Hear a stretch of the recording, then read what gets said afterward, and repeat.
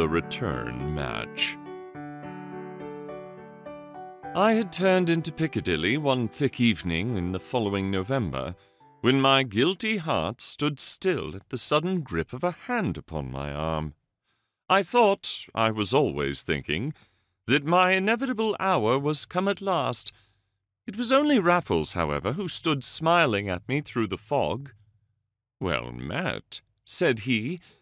"I've been looking for you at the club." "I was just on my way there," I returned, with an attempt to hide my tremors. It was an ineffectual attempt, as I saw from his broader smile, and by the indulgent shake of his head. "Come up to my place instead," said he. "I've something amusing to tell you." I made excuses, for his tone foretold the kind of amusement, and it was a kind against which I had successfully set my face for months. I have stated before, however, and I can but reiterate, that to me, at all events, there was never anybody in the world so irresistible as Raffles when his mind was made up. That we had both been independent of crime since our little service to Sir Bernard Debenham, that there had been no occasion for that masterful mind to be made up in any such direction for many a day, was the undeniable basis of a longer spell of honesty than I had hitherto enjoyed during the term of our mutual intimacy. Be sure I would deny it if I could. The very thing I am to tell you would discredit such a boast. I made my excuses, as I have said. But his arm slid through mine, with his little laugh of light-hearted mastery, and even while I argued we were on his staircase in the Albany. His fire had fallen low. He poked and replenished it after lighting the gas. As for me, I stood by sullenly in my overcoat until he dragged it off my back. "What a chap you are," said Raffles playfully. "One would really think I had proposed to crack another crib this blessed night. Well, it isn't that, Bunny, so get into that chair and take one of these Sullivans and sit tight." He held the match to my cigarette. He brought me a whiskey and soda. Then he went out into the lobby, and just as I was beginning to feel happy, I heard a bolt shot home. It cost me an effort to remain in that chair. Next moment he was straddling another, and gloating over my discomfiture across his folded arms. "You remember Milchester, Bunny, old boy?" His tone was as bland as mine was grim when I answered that I did. "We had a little match there that wasn't down on the card. Gentlemen and players, if you recollect." "I don't forget it." "Seeing that you never got an innings, so to speak, I thought you might. Well, the gentlemen scored pretty freely, but the players were all caught." "Poor devils!" "Don't be so sure. You remember the fellow we saw at the inn, the florid, overdressed chap who I told you was one of the cleverest thieves in town?" "I remember him. Crawshay, his name turned out to be." "Well, it was certainly the name he was convicted under, so Crawshay let it be. You needn't waste any pity on him, old chap. He escaped from Dartmoor yesterday afternoon." "Well done." Raffles smiled, but his eyebrows had gone up, and his shoulders followed suit. "You are perfectly right. It was very well done indeed. I wonder you didn't see it in the paper. In a dense fog on the moor yesterday, good old Crawshay made a bolt for it, and got away without a scratch under heavy fire. All honor to him, I agree. A fellow with that much grit deserves his liberty. But Crawshay has a good deal more. They hunted him all night long. Couldn't find him for nuts, and that was all you missed in the morning papers." He unfolded a Pall Mall which he had brought in with him. "But listen to this. Here's an account of the escape with just the addition which puts the thing on a higher level. The fugitive has been traced to Totnes, where he appears to have committed a peculiarly daring outrage in the early hours of this morning. He is reported to have entered the lodgings of the Reverend A. H. Ellingworth, curate of the parish, who missed his clothes on rising at the usual hour. Later in the morning, those of the convict were discovered neatly folded at the bottom of a drawer. Meanwhile, Crawshay had made good his second escape, though it is believed that so distinctive a guise will lead to his recapture during the day. What do you think of that, Bunny? "He is certainly a sportsman," said I, reaching for the paper. "He's more," said Raffles. "He's an artist, and I envy him. The curate of all men. Beautiful, beautiful! But that's not all. I saw just now on the board at the club that there's been an outrage on the line near Dawlish. Parson found insensible in the 6-foot way. Our friend again. The telegram doesn't say so, but it's obvious.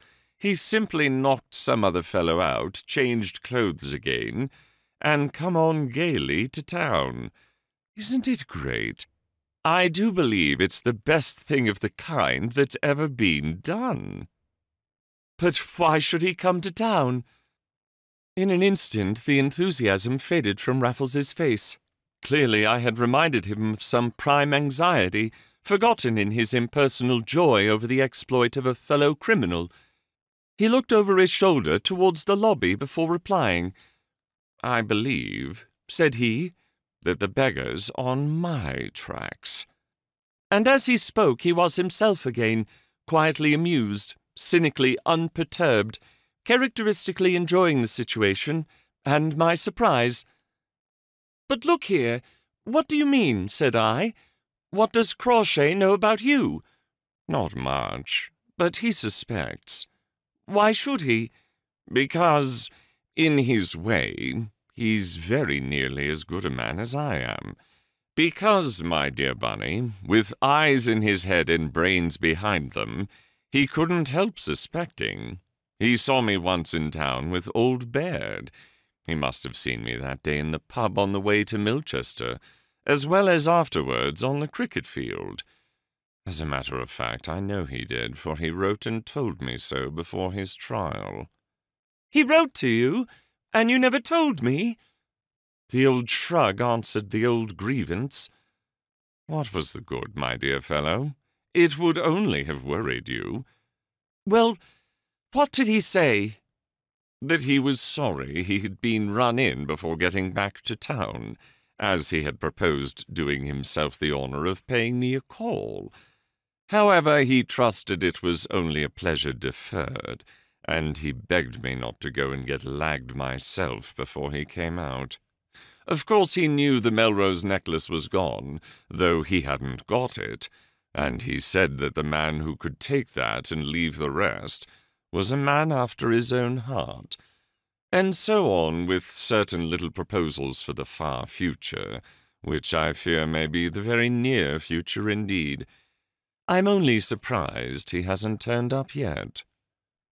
He looked again towards the lobby, which he had left in darkness, with the inner door shut as carefully as the outer one. I asked him what he meant to do. "Let him knock, if he gets so far. The port is to say I'm out of town. It will be true, too, in another hour or so." "You're going off tonight?" "By the 7:15 from Liverpool Street. I don't say much about my people, Bunny, but I have the best of sisters married to a country parson in the eastern counties. They always make me welcome, and let me read the lessons for the sake of getting me to church.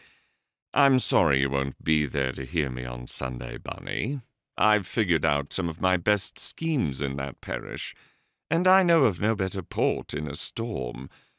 But I must pack. I thought I'd just let you know where I was going and why, in case you cared to follow my example." He flung the stump of his cigarette into the fire, stretched himself as he rose, and remained so long in the inelegant attitude that my eyes mounted from his body to his face. A second later they had followed his eyes across the room, and I also was on my legs. On the threshold of the folding doors that divided bedroom and sitting-room, a well-built man stood in ill-fitting broadcloth, and bowed to us until his bullet head presented an unbroken disk of short red hair.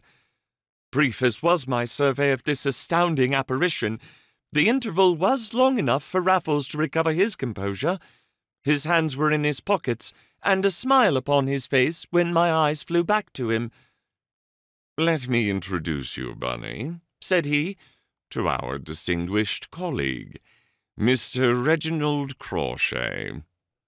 The bullet head bobbed up, and there was a wrinkled brow above the coarse-shaven face, crimson also, I remember, from the grip of a collar several sizes too small. But I noted nothing consciously at the time. I had jumped to my own conclusion, and I turned on Raffles with an oath. "It's a trick!" I cried. "It's another of your cursed tricks. You got him here, and then you got me. You want me to join you, I suppose? I'll see you damned." So cold was the stare which met this outburst that I became ashamed of my words while they were yet upon my lips. "Really, Bunny," said Raffles, and turned his shoulder with a shrug. "Lord love you," cried Crawshay. "He knew nothing. He didn't expect me. He's all right. And you're the cool canary, you are," he went on to Raffles. "I knew you were, but do me proud you're one after my own kidney." And he thrust out a shaggy hand. "After that," said Raffles, taking it, "what am I to say? But you must have heard my opinion of you. I am proud to make your acquaintance. How the deuce did you get in?" "Never you mind," said Crawshay, loosening his collar. "Let's talk about how I'm to get out. Lord love you, but that's better." There was a livid ring round his bull neck that he fingered tenderly. "Didn't know how much longer I might have to play the gent," he explained. "Didn't know who you'd bring in." "Drink whiskey and soda?" inquired Raffles when the convict was in the chair from which I had leapt. "No, I drink it neat," replied Crawshay. "But I talk business first. If you don't get over me like that, Lord love you." "Well then, what can I do for you?" "You know without me telling you." "Give it a name." "Clean heels, then. That's what I want to show, and I leaves the way to you. We're brothers in arms, though I ain't armed this time. It ain't necessary. You've too much sense, but brothers we are, and you'll see a brother through. Let's put it at that. You'll see me through in your own way. I leaves it all to you." His tone was rich with conciliation and concession. He bent over and tore a pair of button boots from his bare feet, which he stretched towards the fire, painfully uncurling his toes. "I hope you take a larger size than them," said he. "I'd have had to see if you'd given me time. I wasn't in long afore you." "And you won't tell me how you got in?" "What's the use? I can't teach you nothing. Besides, I want out. I want out of London and England and bloomin' Europe too. That's all I want of you, mister. I don't ask how you go on the job. You know where I come from, 'cause I heard you say. You know where I want to end for, 'cause I've just told you. The details I leaves entirely to you." "Well," said Raffles, "we must see what can be done." "We must," said Mr. Crawshay, and leaned back comfortably and began twirling his stubby thumbs. Raffles turned to me with a twinkle in his eye, but his forehead was scored with thought, and resolve mingled with resignation in the lines of his mouth, and he spoke exactly as though he and I were alone in the room. "You seize the situation, Bunny. If our friend here is copped, to speak his language, he means to blow the gaff on you and me. He is considerate enough not to say so in so many words, but it's plain enough, and natural enough for that matter. I would do the same in his place. We had the bulge before. He has it now. It's perfectly fair. We must take on this job. We aren't in a position to refuse it. Even if we were, I should take it on. Our friend is a great sportsman. He has got clear away from Dartmoor. It would be 1,000 pities to let him go back. Nor shall he, not if I can think of a way of getting him abroad." "Any way you like," murmured Crochet with his eyes shut. "I leaves the whole thing to you." "But you'll have to wake up and tell us things." "All right, mister, but I'm fair on the rocks for a sleep." And he stood up, blinking. "Think you were traced to town?" "Must have been. "And here?" "Not in this fog, not with any luck." Raffles went into the bedroom, lit the gas there, and returned next minute. "So you got in by the window?" "That's about it." "It was devilish smart of you to know which one. It beats me how you brought it off in daylight, fog or no fog. But let that pass. You don't think you were seen?" "I don't think it, sir." "Well, let's hope you are right. I shall reconnoitre and soon find out. And you'd better come too, Bunny, and have something to eat, and talk it over."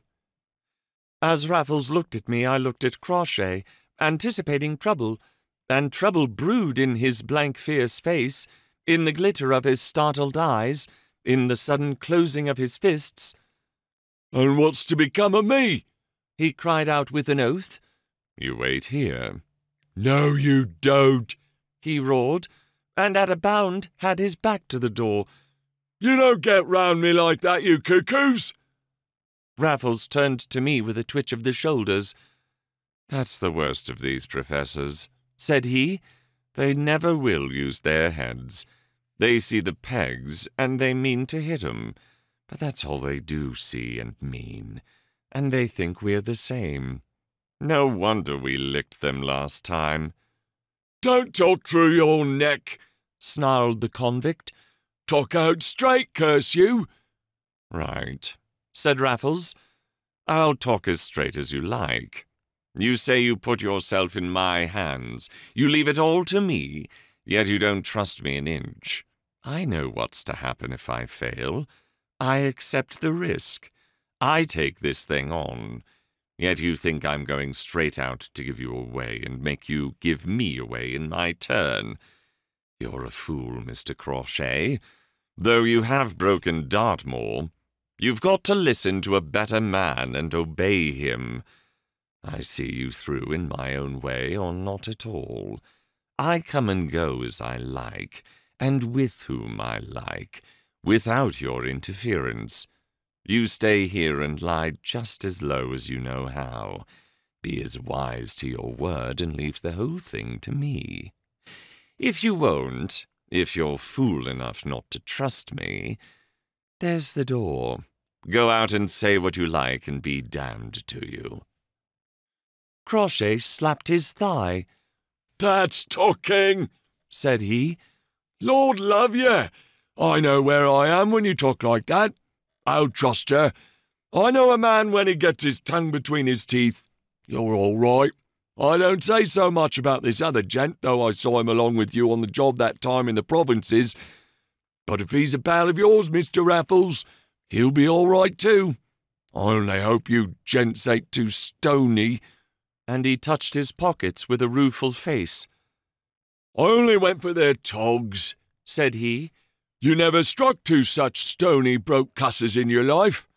"That's all right," said Raffles. "We'll see you through properly. Leave it to us, and you sit tight."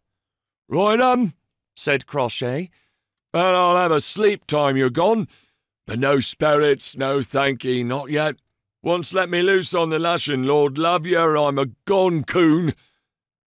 Raffles got his overcoat, a long, light driving coat, I remember, and even as he put it on, our fugitive was dozing in the chair. We left him murmuring incoherently, with the gas out and his bare feet toasting. "Not such a bad chap, that professor," said Raffles on the stairs. "A real genius in his way, too, though his methods are a little elementary for my taste. But technique isn't everything. To get out of Dartmoor and into the Albany in the same 24 hours is a whole that justifies its parts. Good Lord!" We had passed a man in the foggy courtyard, and Raffles had nipped my arm. Who was it? The last man we want to see. I hope to heaven he didn't hear me. But who is he, Raffles? Our old friend Mackenzie from the yard. I stood still with horror. Do you think he's on Crawshay's track? I don't know. I'll find out. And before I could remonstrate, he had wheeled me round. When I found my voice, he merely laughed and whispered that the bold course was the safe one every time. But it's madness. Not it. Shut up. Is that you, Mr. Mackenzie? The detective turned about and scrutinized us keenly, and through the gas-lit mist I noticed that his hair was grizzled at the temples, and his face still cadaverous from the wound that had nearly been his death. "Ye have the advantage of me, sirs," said he. "I hope you're fit again," said my companion. "My name is Raffles, and we met at Milchester last year." "Is that a fact?" cried the Scotchman with quite a start. "Yes, now I remember your face, and yours too, sir. Aye, yon was a bad business, but it ended very well, and that's the main thing." His native caution had returned to him. Raffles pinched my arm. "Yes, it ended splendidly, but for you," said he. "But what about this escape of the leader of the gang, that fellow Crawshay? What do you think of that, eh?" "I have not the particulars," replied the Scot. "Good," cried Raffles. "I was only afraid you might be on his tracks once more." Mackenzie shook his head with a dry smile, and wished us good evening as an invisible window was thrown up, and a whistle blown softly through the fog. "We must see this out," whispered Raffles. "Nothing more natural than a little curiosity on our part. After him, quick!" And we followed the detective into another entrance on the same side as that from which we had emerged. The left-hand side on one ways to Piccadilly. Quite openly we followed him, and at the foot of the stairs met one of the porters of the place. Raffles asked him what was wrong. "Nothing, sir," said the fellow glibly. "Rot," said Raffles. "That was Mackenzie, the detective. I've just been speaking to him. What's he here for? Come on, my good fellow, we won't give you away if you've instructions not to tell." The man looked quaintly wistful, the temptation of an audience hot upon him. A door shut upstairs, and he fell. "It's like this," he whispered. "This afternoon, a gentleman comes after rooms, and I sent him to the office. One of the clerks, he goes round with him and shows him the empties, and the gentleman's particularly struck on the set the coppers is up in now. So he sends the clerk to fetch the manager, and there was one or two things he wished to speak about, and when they come back, blowed if the gent isn't gone. Beg your pardon, sir, but he's clean disappeared off the face of the premises." And the porter looked at us with shining eyes. "Well?" said Raffles. "Well, sir, they looked about, and at last they gave him up for a bad job. Thought he'd changed his mind and didn't want to tip the clerk, so they shut up the place and come away. And that's all till about half an hour ago, when I takes the manager his extra special star. In about 10 minutes he comes running out with a note and sends me with it to Scotland Yard in a hansom. And that's all I know, sir, straight. The coppers is up there now, and the tech, and the manager, and they think their gent is about the place somewhere still. Least I reckon that's their idea. But who he is, or what they want him for, I dunno." "Jolly interesting," said Raffles. "I'm going up to inquire. Come on, Bunny. There should be some fun."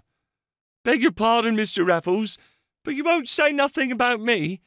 "Not I. You're a good fellow. I won't forget it if this leads to sport." "Sport," he whispered as we reached the landing. "It looks like precious poor sport for you and me, Bunny." "What are you going to do?" "I don't know. There's no time to think. This to start with." And he thundered on the shut door. A policeman opened it.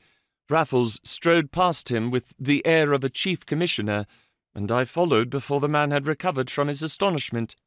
The bare boards rang under us, In the bedroom we found a knot of officers stooping over the window ledge with a constable's lantern. Mackenzie was the first to stand upright, and he greeted us with a glare. "May I ask what you gentlemen want?" said he. "We want to lend a hand," said Raffles briskly. "We lent one once before, and it was my friend here who took over from you the fellow who split on all the rest and held him tightly. Surely that entitles him, at all events, to see any fun that's going. As for myself, well, it's true I only helped to carry you to the house. But for an old acquaintance, I do hope, my dear Mr. Mackenzie, that you will permit us to share such sport as there may be. I myself can only stop for a few minutes in any case." "Then ye'll not see much," growled the detective, "for he's not up here. Constable, go you and stand at the foot of the stairs, and let no other body come up on any consideration. These gentlemen may be able to help us after all." "That's kind of you, Mackenzie," cried Raffles warmly. "But what is it all? I questioned a porter I met coming down, but could get nothing out of him, except that somebody had been to see these rooms and not since been seen himself." "He's the man we want," said Mackenzie. "He's concealed himself somewhere about these premises, or I'm very much mistaken. Do you reside in the Albany, Mr. Raffles?" "I do." "Will your rooms be near these?" "On the next staircase but one." "You'll just have left them?" "Just." "Been in all the afternoon, likely?" "Not all." "Then I may have to search your rooms, sir. I am prepared to search every room in the Albany. Our man seems to have gone for the leads, but unless he's left more marks outside than in, or we find him up there, I shall have the entire building to ransack." "I will leave you my key," said Raffles at once. "I am dining out, but I'll leave it with the officer down below."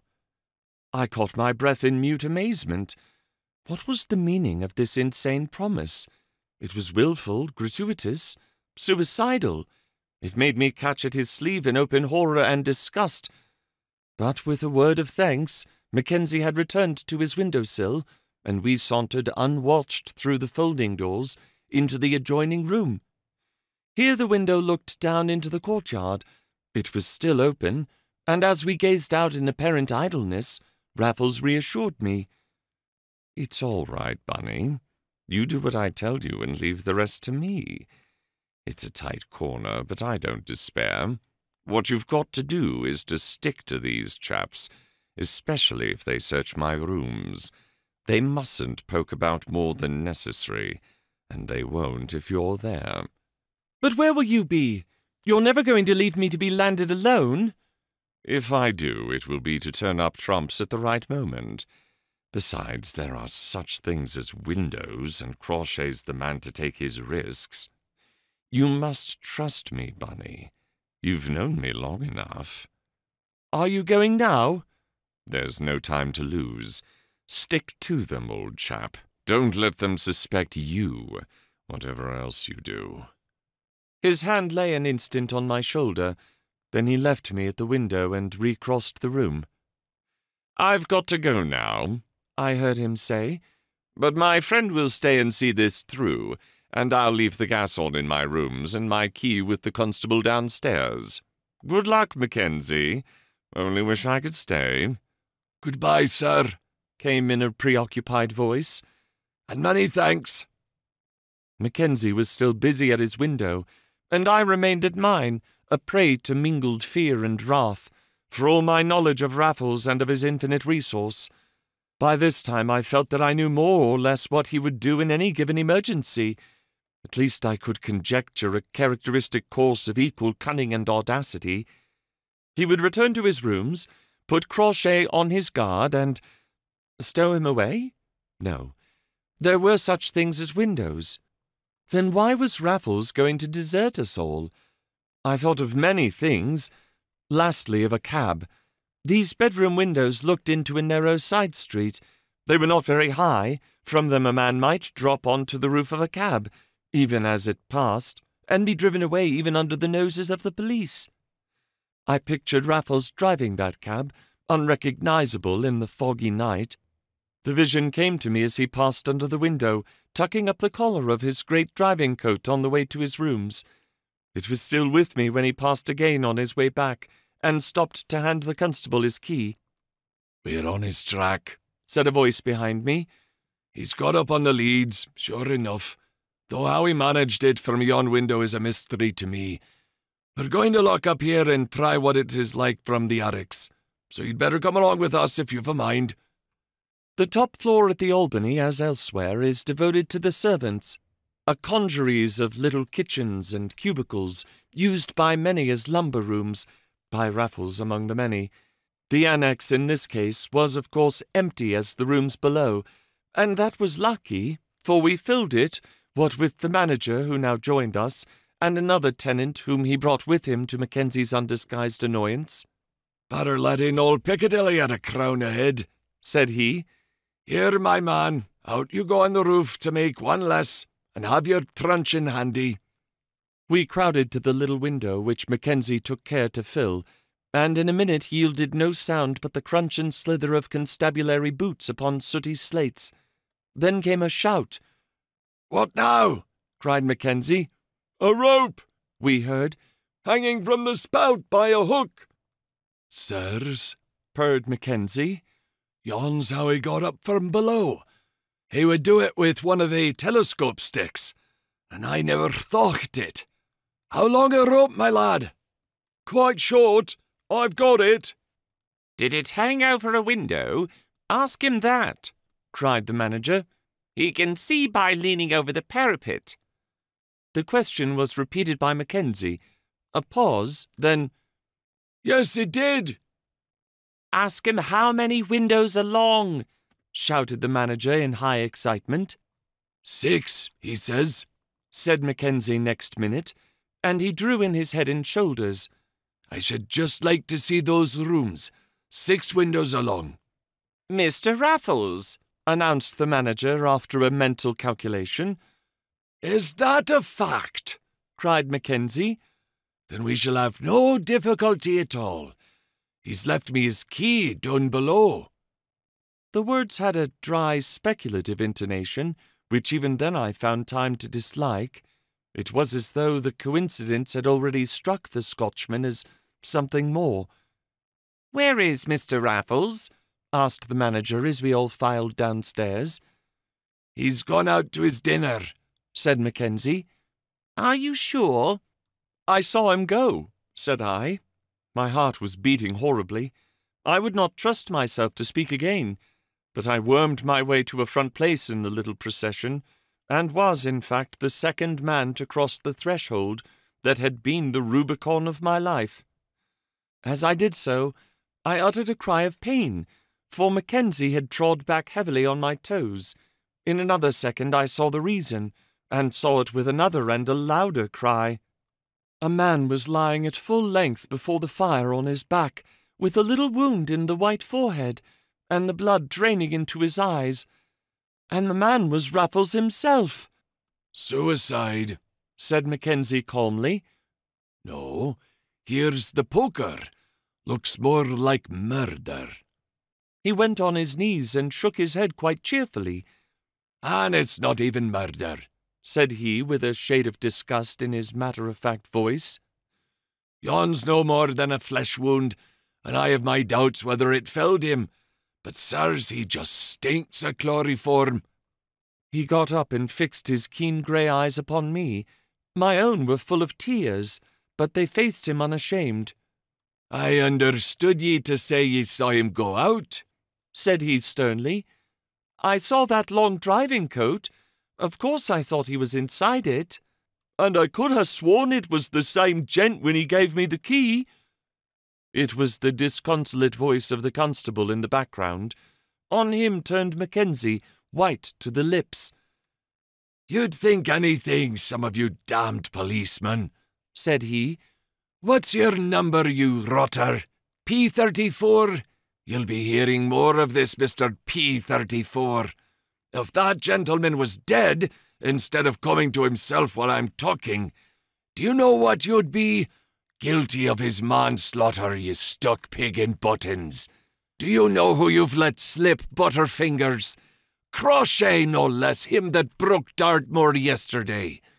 By the God that made ye, P34, if I lose him, I'll hound ye from the force. Working face, shaking fist, a calm man on fire. It was a new side of Mackenzie, and one to mark and to digest. Next moment he had flounced from our midst. Difficult thing to break your own head, said Raffles later. Infinitely easier to cut your own throat. Chloroform's another matter. When you've used it on others, you know the dose to a nicety. So you thought I was really gone? Poor old Bunny. But I hope Mackenzie saw your face. He did, said I. I would not tell him all Mackenzie must have seen, however. That's all right. I wouldn't have had him miss it for worlds. And you mustn't think me a brute, old boy, for I fear that man, and know we sink or swim together. And now we sink or swim with Crawshay too, said I dolefully. Not we, said Raffles with conviction. Old Crawshay's a true sportsman, and he'll do by us as we've done by him. Besides, this makes us quits, and I don't think, Bunny, that we'll take on the professors again.